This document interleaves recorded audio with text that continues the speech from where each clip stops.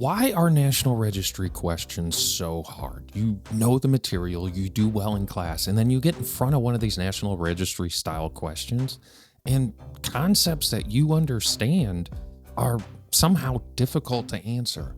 Well, a lot of it is in the language of National Registry, and I wanted to take a moment to break down just one typical National Registry style question.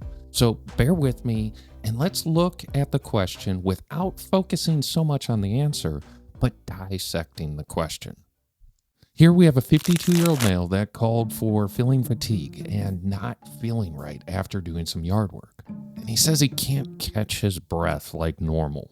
He has a history of hypertension and high cholesterol, and some of your findings available to you in this question is a heart rate of 96, a blood pressure of 146/88, respiratory rate of 20, and a pulse oxygen 97. You also note that the skin is pale and slightly diaphoretic. The patient is anxious and lung sounds are clear. So that's a scenario, but let's pull two questions from that scenario and don't get hung up on the answer. I want to dissect the question.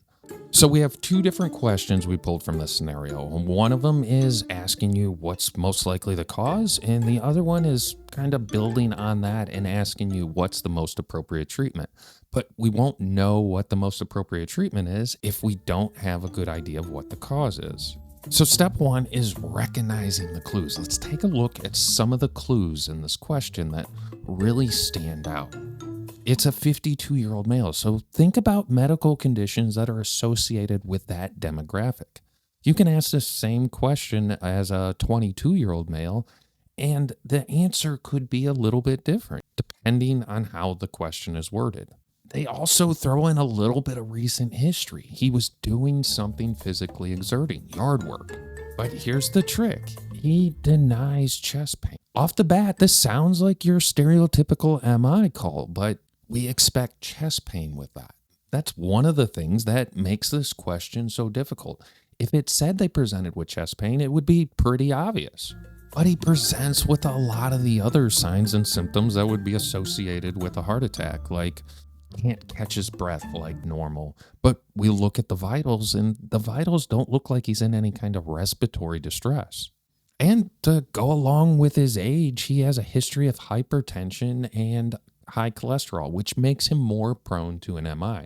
So when we distill these clues down, we realize that we have a high risk profile for a heart attack of a patient. They have their age, their medical history, their recent history, all point towards a possible heart attack, but without that chest pain. And then we have a respiratory complaint, but of the information we have available to us, there's nothing to really demonstrate that the patient's hypoxic or there's a respiratory problem. Now let's move on to step two, which is identify what's happening. This is kind of the pathophysiology of the scenario. And if we can nail this down, the answer to the questions start to become obvious. There's actually a lot of indicators that the patient's having a heart attack, but we're so trained to expect that chest pain, it creates a sense of doubt, and this is what makes National Registry questions harder. But look at the rest of the scenario and take the chest pain component out. There's actually a lot of indicators that look like it's a possible heart attack or acute coronary syndrome at the very least. So what's going on? Well, the heart's not receiving enough oxygen, so it's activating the sympathetic nervous system. This causes the heart rate to be on the high end of normal and the increase in blood pressure, the shunting of blood from the skin, which leads to the cool, pale, diaphoretic skin. They're all a response to that heart crying out for oxygen. So our key takeaway from this, after analyzing all those clues, is that the heart is starving of oxygen. Now we move on to step three, which is eliminating the traps that National Registry likes to put in these questions. And most of these traps rely on you, the test taker, to say, what if? Because truly, all of the answers are plausible. But which one is most likely? And if you rely on what ifs, you're going to avoid the one answer that is most likely to be right, because you're looking for that chest pain, which is missing. Now, one common stumbling point on this particular patient is people do a focused assessment on the respiratory system.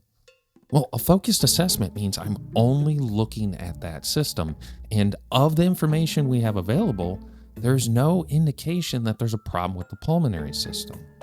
Other common wrong answers are, well, what if while he was doing the yard work, he was stung by a bee or bit by a bug and he's having an anaphylactic reaction? Well, that wouldn't produce a high blood pressure and clear lung sounds.